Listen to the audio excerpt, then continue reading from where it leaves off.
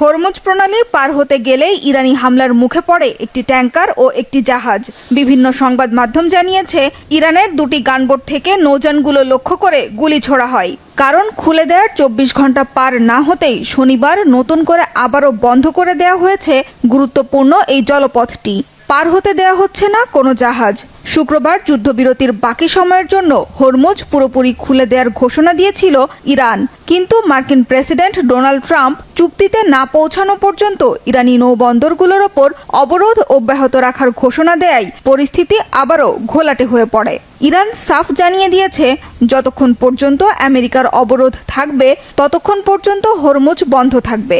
ফলে আর 4 দিন পর চলমান যুদ্ধবিরতি শেষ হলে ইরান ও আমেরিকা আবারও কি যুদ্ধে জড়িয়ে পড়বে, নাকি তার আগে দুই পক্ষ কোনো চুক্তিতে পৌঁছাতে পারবে তা নিয়ে আতঙ্ক আর উদ্বেগ ছড়িয়ে পড়েছে গোটা বিশ্বে।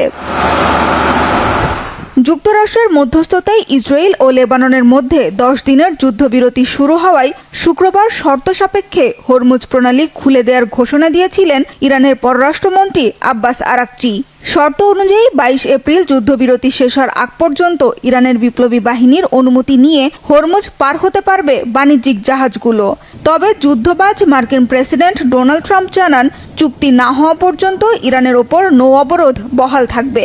আর এর জেরেই আবারও হরমুজ বন্ধের ঘোষণা দিয়েছে ইরানের বিপ্লবী বাহিনী।